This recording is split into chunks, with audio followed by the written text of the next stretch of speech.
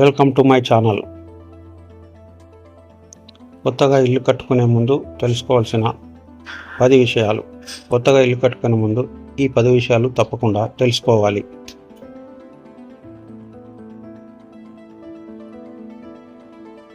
ఒకటి, బడ్జెట్ను ముందే నిర్ణయించుకోండి. నిర్మాణ ఖర్చుతో పాటు 10 నుండి 15% అదనపు మొత్తాన్ని అత్యవసర ఖర్చుల కోసం ఉంచండి. 2, స్థలాన్ని పరిశీలించండి. మట్టి స్వభావం, నీటి లభ్యత, రోడ్డు వెడల్పు, డ్రైనేజ్ వంటి అంశాలు చూడాలి. 3, మంచి ఆర్కిటెక్టు లేదా ఇంజనీర్ను ఎంచుకోండి.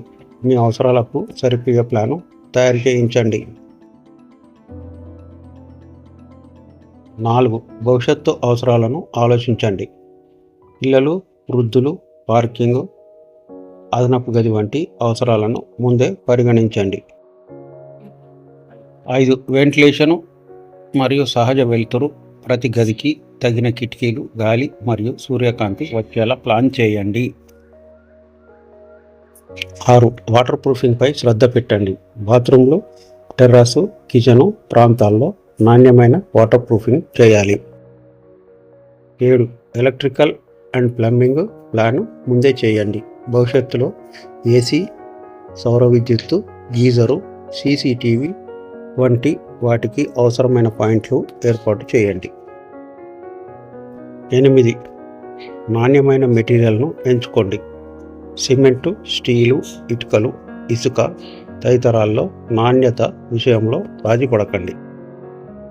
9, అనుమతులు మరియు నిబంధనలు తెలుసుకోండి. స్థానిక మున్సిపాలిటీ, పంచాయతీ నిబంధనలకు అనుగుణంగా నిర్మాణ అనుమతులు తీసుకోండి. 10, కాంట్రాక్టర్ను జాగ్రత్తగా ఎంపిక చేయండి. పని, మెటీరియల్, చెల్లింపులు, గడువు వంటి వివరాలను వ్రాతపూర్వక ఒప్పందంలో పెట్టండి. గమనిక: ముఖ్యంగా ఇంటి నిర్మాణంలో మొదట్లో చేసిన సరైన ప్లానింగ్ వల్ల తర్వాతి ఖర్చులు, మార్పులు చాలా వరకు తగ్గుతాయి.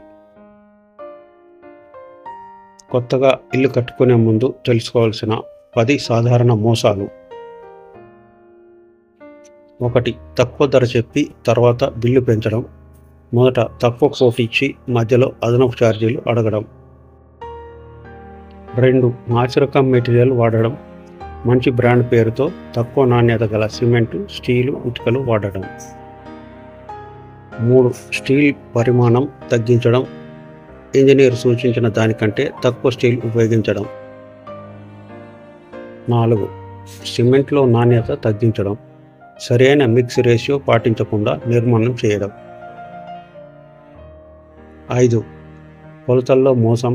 ఉపయోగించిన మెటీరియల్ పరిమాణాన్ని ఎక్కువగా చూపించి డబ్బు వసూలు చేయడం. 6, కాంట్రాక్టర్ అడ్వాన్స్ మోసం. పెద్ద మొత్తంలో అడ్వాన్స్ తీసుకొని పనిని ఆలస్యం చేయడం లేదా మధ్యలో వదిలేయడం.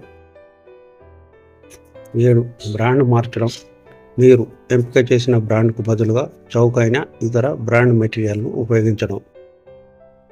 8, ప్లాన్కు విరుద్ధంగా నిర్మించడం.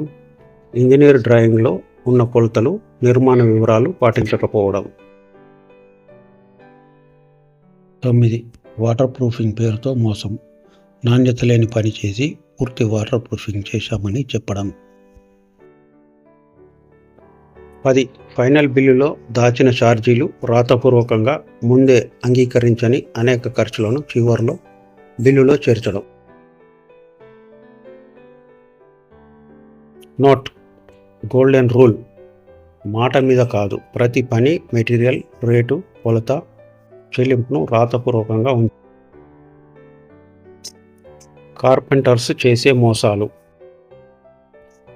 1, వుడ్ కొలతల్లో మోసం. వాస్తవంగా ఉపయోగించిన దానికంటే ఎక్కువ చదరపు అడుగులు చూపించడం.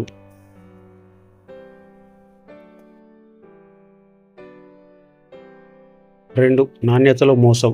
మీరు చెప్పిన ప్లైవుడ్, వుడ్కు బదులుగా తక్కువ నాణ్యత గల మెటీరియల్ వాడటం. 3, మందంలో తేడా. 18 mm అని చెప్పి తక్కువ మందం ఉన్న బోర్డులు ఉపయోగించడం. 4, లోపలి భాగంలో చౌక మెటీరియల్ బయట మంచి ఫినిషింగ్ ఇచ్చి లోపల నాసిరకం బోర్డులు వాడటం. 5. హార్డ్వేర్లో మోసం. మంచి బ్రాండ్ హింగ్స్, ఛానల్స్, లాక్స్ అని చెప్పి చౌకగా పెట్టడం.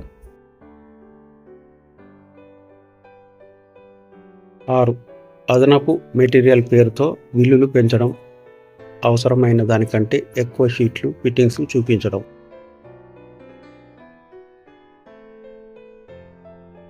లేబర్ ఛార్జీల్లో గందరగోళం. మొదట చెప్పిన రేటుకు అదనంగా కటింగు, ఫిట్టింగు, పాలిషింగ్ వంటి ఛార్జీలు చివరిలో అడగడం. 8. పాత మిగిలిన మెటీరియల్ను కొత్తదిగా చూపించడం. గతంలో పనిలో మిగిలిన లేదా తక్కువ నాణ్యత గల మెటీరియల్ను ఉపయోగించడం. 9. ఫినిషింగ్లో మోసం. పాలిష్, లామినేషన్ పనిలో నాణ్యత తగ్గించి పూర్తి నాణ్యతతో చేశామని చెప్పడం. 10. వేస్టేజ్ ఎక్కువగా చూపించడం. సాధారణంగా ఉండే కటింగ్ వేస్టేజ్ కంటే ఎక్కువ చూపించి అదనపు మెటీరియల్ ఛార్జ్ చేయడం. ఇంట్లో ఫర్నిచరు, వుడ్ వర్క్ చేయించే సమయంలో కార్పెంటర్లు చేసే సాధారణ మోసాలు ఇవి.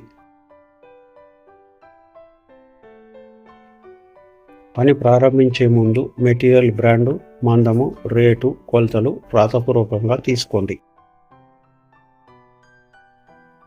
మోసాలను నివారించడానికి తీసుకోవాల్సిన జాగ్రత్తలు.